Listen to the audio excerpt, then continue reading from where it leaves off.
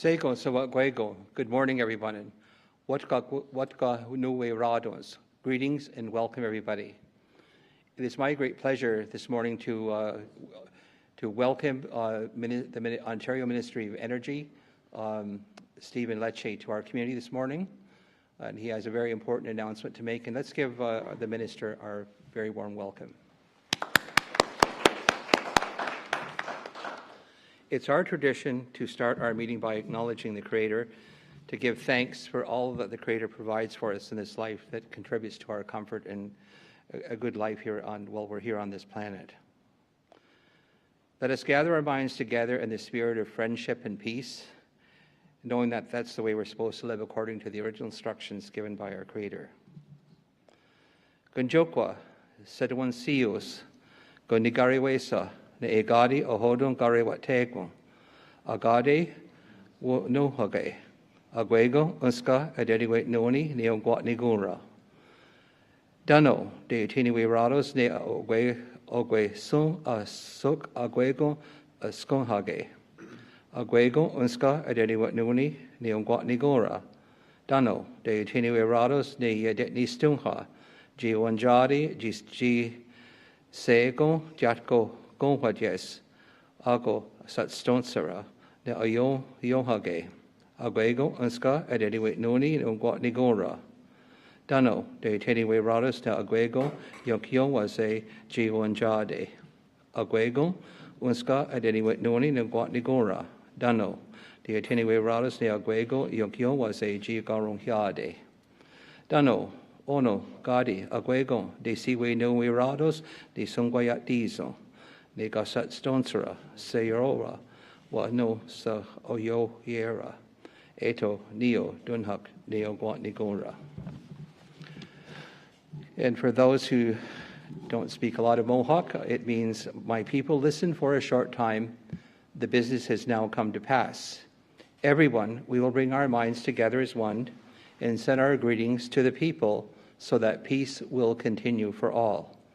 Everyone, we will bring our minds together as one and send our greetings to our Mother, the Earth, as she still goes along giving of her own strength to enable us to live good lives.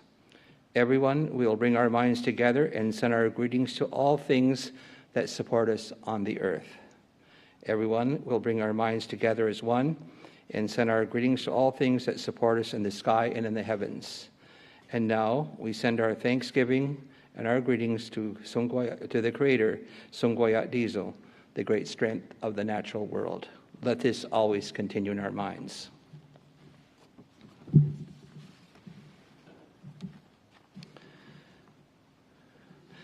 So I'm going to do we've already given him the welcome, so I'm going to turn it over now to Minister Lecce to do the announcement, and then I will speak after him to tell him what this means for the Mohawks of Bay of Quinte. Nyawankoa.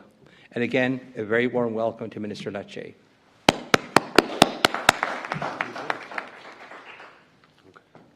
Thank you.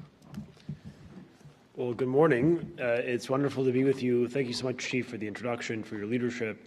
It's a great privilege to join you here in the lands of the Mohawk of the Bay of Quinte. Chief, I want to thank you specifically for your leadership and your partnership, an unwavering commitment to advancing opportunity for the people, for your people and Indigenous communities across the province. I'm also very pleased to be joined by my parliamentary colleague, Rick Brzee, the MPP here in Hastings, Lennox, and Addington. Likewise, Leslie Gallagher, who's the President and CEO of the Independent System Electricity Operator, the ISO, the Independent Electricity Systems Operator, and also with a recognition to David Smith, the Parliamentary Assistant to the Minister of Energy and Mines and member for Scarborough Centre, who will join us at some point today.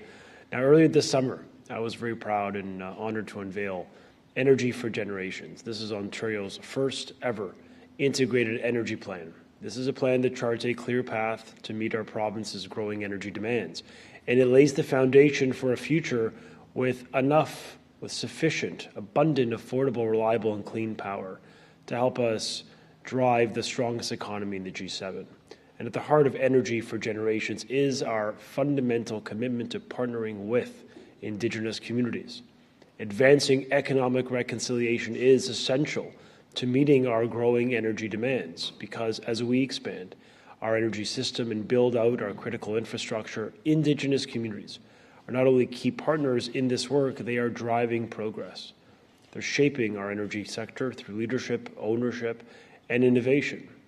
And to further support that leadership, today, for Rick and I and for the ISO team, we're proud to announce that we are increasing support for the Indigenous Energy Support Program, an additional $10 million investment, 66% increase, now totaling $25 million, which will expand support and ensure that Indigenous communities will share directly in the economic opportunities tied to energy development on their lands, creating more jobs and building skills and attracting the long-term investment we all want. This program will enable First Nation and Métis communities to plan their energy futures, to develop local, clean energy projects, and they could form equity partnerships and to help train the next generation of workers within the energy sector. Just last year, 97 projects across 58 Indigenous communities were supported, and that helped. It really helped make a difference in the lives of thousands of families in Ontario. Since 2022, we've taken action to support the elimination, or the development rather, of 8 transmission lines. These are all projects with 50-50 equity partnership with Indigenous communities. But with this additional funding we're announcing today, even more opportunities and more communities will be able to participate and lead. We're also modernizing this program to now include emerging technologies based on feedback of many chiefs in the province, to include projects like battery storage, reflecting the changing realities of Ontario's energy landscape and ensuring that Indigenous communities are at the forefront of that innovation. But we're also going one step further today. To advance Premier Ford's off-diesel strategy, we're adding a new funding stream of up to $500,000 annually per community, which will help the 9 remaining diesel-reliant First Nation transition to clean and reliable electricity. This is really about unlocking the full potential of our local energy solutions. It's about working in partnership, and we believe these enhancements will ensure Indigenous communities remain central players in Ontario's energy future, not just as beneficiaries, but long-term builders and partners and leaders. And so we know that Indigenous communities are already leaders in the energy space. They're shaping the province's future as owners, as partners, and planners. And across the province, First Nation Métis communities are securing equity in major transmission and generation projects, not only shaping the energy future, but creating the long-term value and delivering lasting benefits for their communities. So with these enhancements we've made to the IESP, we are deepening our commitment to economic reconciliation through action and ensuring Indigenous leadership remains central to Ontario's energy strategy for generations to come. Thank you, Miigwech. It's a great honor to be with you all today. And now, it would be my great honor to turn it to the Chief, if I'd be so kind, and thank him for his leadership and welcome here today. Thank you all so very much. Thank you. Thank you, Chief.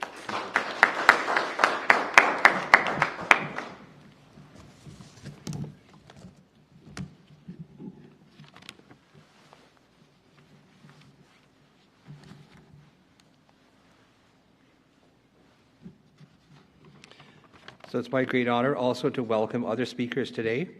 And thank you for those words, Minister Lecce. We're very pleased to hear the support of the province of Ontario in helping First Nations become greater partners in the energy sector of Ontario and in the economy. So we have today MPP Rick Brise, Leslie Gallinger from the Independent Electricity Systems Operator, and we have today with us is just give a little wave so people know who you are. Susan Fazzari from the Senior Manager of IESO, Carla Nell, the EVP for Corporate Relations, Jason Clark, Government Relations for the New Economy. We have and other staff from the IESO, and again, a very warm welcome to everyone that's here this morning. So the this project, the support from that Mohawks of Bay of Quinte have received from the IESO. The use of renewable energy allows for reduced energy costs for our community members.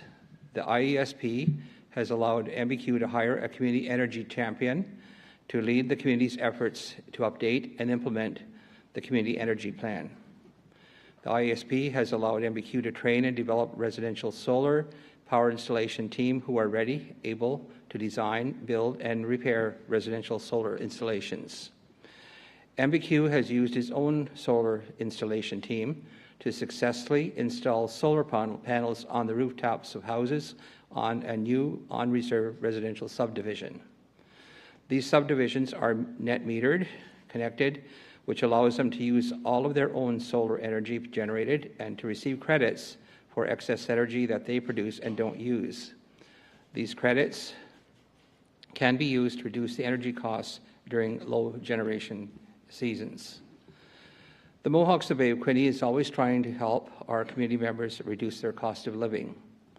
Educating our members on renewable energy alternatives and conservation helps them understand where energy costs can be reduced.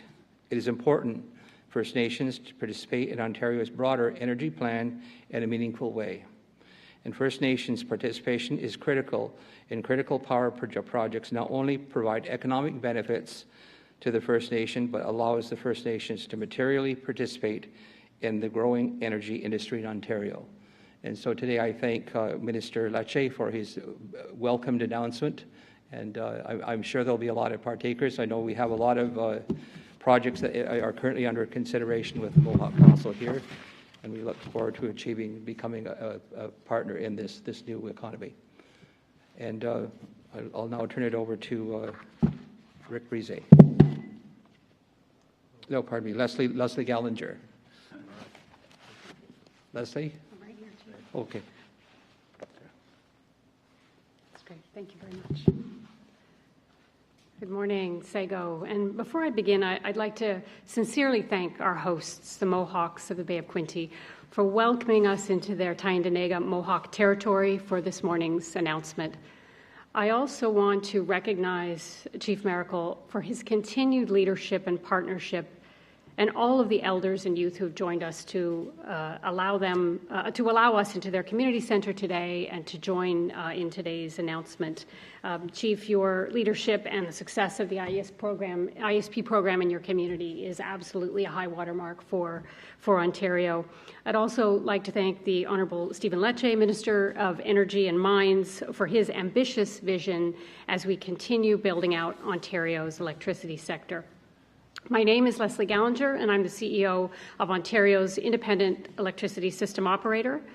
As Ontario's electricity system grows, supporting Indigenous leadership is foundational to our shared success. This starts at the community level so that Indigenous communities have the skills and resources they need to pursue economic development opportunities, increase energy resilience, and lead and partner on major energy projects.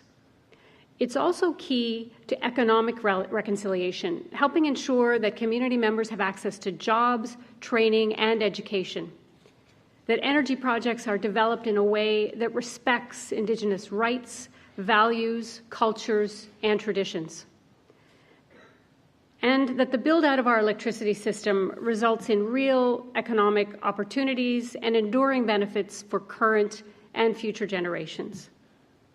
The Minister has looked to ensure that Ontario's electricity sector is supporting Indigenous leadership at every level of the system, from majority ownership in large-scale electricity projects to driving community-based energy solutions. And it's only by working right alongside our Indigenous partners that we can build a reliable, affordable, and sustainable electricity system for everyone. Thank you, and I'd now like to welcome the Honourable Rick Brise from the MPP from this area to address the group. Thank you again. Thank you, Chief. Thank you very much, Leslie. And again, I'd like to repeat the statement that's been made before of thanking our hosts, the Chief and the Mohawks of the Bay of Quinte, for having us here today, and thank the Minister for his announcement. It is wonderful to see this engagement with the province of Ontario has with the Indigenous communities across the province. We often speak about the modern world needing electricity, needing energy, right? And we know that in order to do that, you need to generate it, you need to transmit it, you need to move it from place to place, and you need people. You need people to manage it. This program adds capacity to the entire system. This program adds capacity within the Indigenous community to ensure that it remains sustainable, that the people are there to maintain and support it. And the ownership means that there is a voice of the Indigenous community involved in all of these types of projects.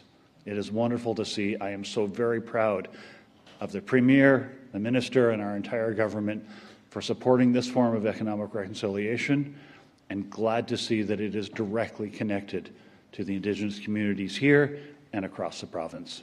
Thank you very much.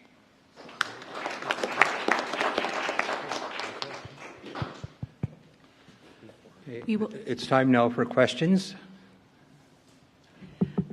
We will now open it up to questions from the media. Please line up at the microphone, state your name and outlet, and just a reminder, it is one question and one follow-up.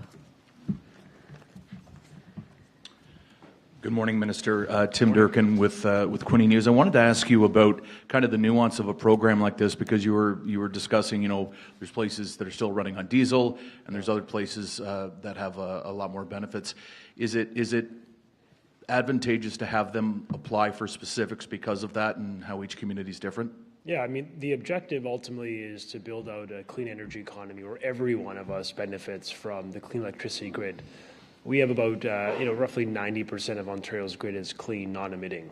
It's the benefit of hydro and nuclear power that produces, it's emission-free energy.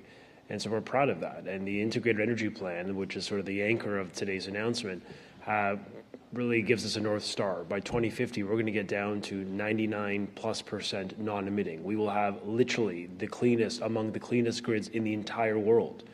And we can't do that without the leadership of Indigenous communities that are really pioneering initiatives, local initiatives. And the province is fully supporting them through the expansion of this fund. And so, yes, it is application-based. And the truth is, in the past, we've been oversubscribed. There's been a lot of interest for this. In this community, the Mohawk of Bay of Quinte, they benefited from this exact program. Literally has led to, as the chief mentioned, the hiring of individuals and teams and skilled workers who can now, home by home, community by community, be able to put solar powers on, which they could use the power for their own use. And if they have surplus power, they get a rebate on that. So this is really a win-win. We save the megawatts because we need the power, and you, the people of Ontario and Indigenous families, particularly today, save on their bills. So it's the win-win outcome we seek for all Ontarians. Thank you very much, Minister. One question for the Chief of the Mohawks of the Bay of Quinte. Chief Miracle, I know you had alluded to it in your comments.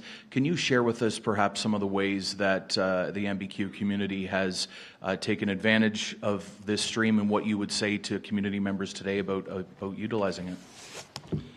Well, we've hired an energy champion, Jamie Brandt, to work with community members on how installations they can, like rooftop panels, how they can reduce their hydro bill, and also help reduce their energy costs and sell surplus power back to the grid. I think it's important for everyone to understand that Ontario has to really increase its energy supply by 75% during the next 10 years. And so it's a way for First Nations to become part of that growing economy. And so there are several companies that are now consulting First Nations about becoming partners. It requires due diligence, and so this money will help us do the due diligence and the planning to have a good and reliable, sound partnerships in the future.